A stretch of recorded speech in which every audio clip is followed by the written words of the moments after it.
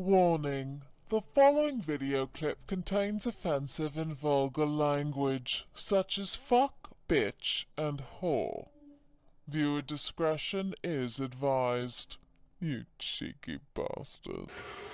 Okay guys, today I wanted to do a video of removing the AK trigger and doing some work on it. So first of all, how to remove it. Some people are new to the AK market and not familiar with how to do this. So I'm going to show you a quick way and a way that it will prevent you from getting those springs to cut your fingers. So let's get to it, guys. So first of all, we'll remove our dust cover here. And just you press, pull up. So your cover is out. You press on the spring, take it out. There we go. Cock our trigger back. And pull our carrier. That's as far as you're going to need to. You don't need to remove anything else. Now we're going to remove the trigger. So what we're going to do is we're going to pull this up here so you can see inside.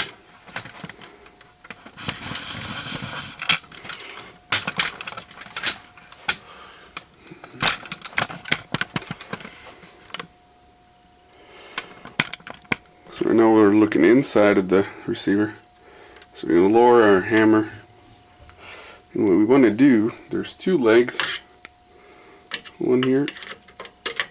And you can remove, like, you pull these, and you see, they fall. If they fall on your finger, they will hurt you. So you're going to do this with the other leg as well. And there's some people do zip ties and things like that. What I do is grab an old 12 gauge shell, just put it in there, and now we're good. This thing is never going to come up and hurt you. The second thing, we're going to remove our safety.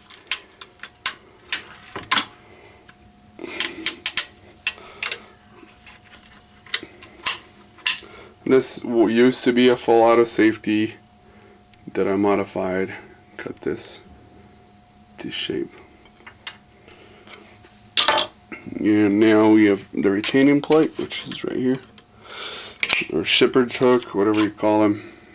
Some people use the springs. I use those. It's a lot better, a lot easier, and that gives us easy access to those two pins right here, which hold in the trigger group and the hammer. Alright, so if we push this, it's right here, pull it up, and then we get our trigger assembly out.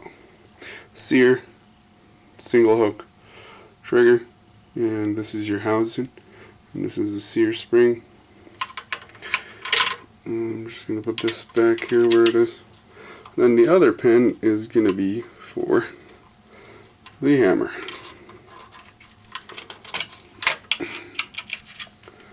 Now we got our hammer out. I'm going to pull this up here, hopefully don't hurt ourselves. And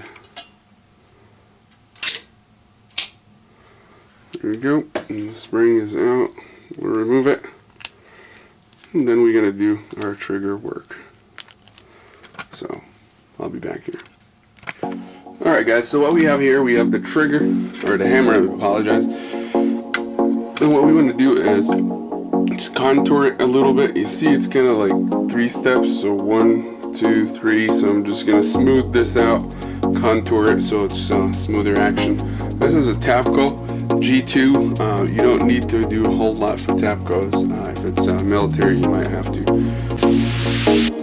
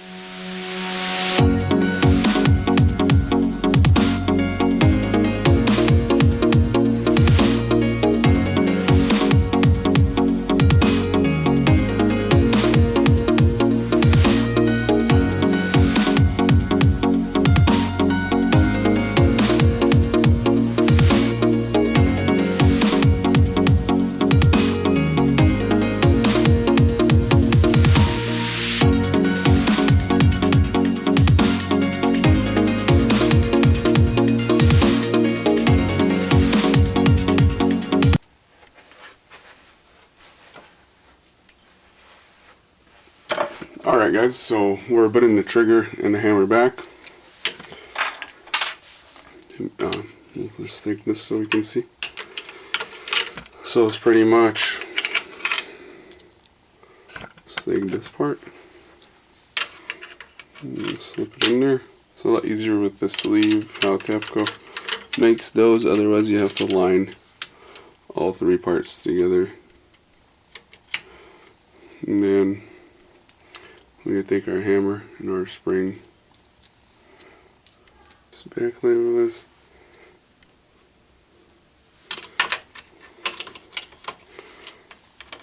We're just going to turn it, line your holes.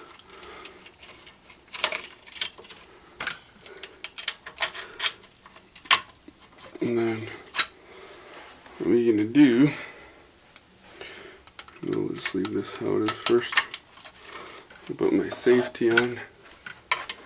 We're going to put our retaining pin. So how this works, goes on the first pin to the second, and it gets held in by the safety.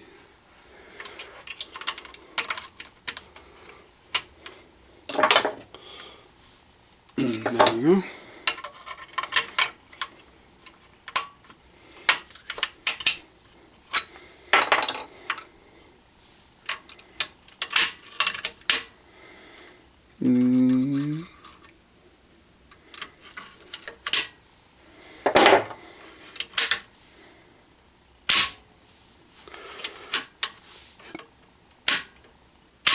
Alright, so we got the trigger dropping and then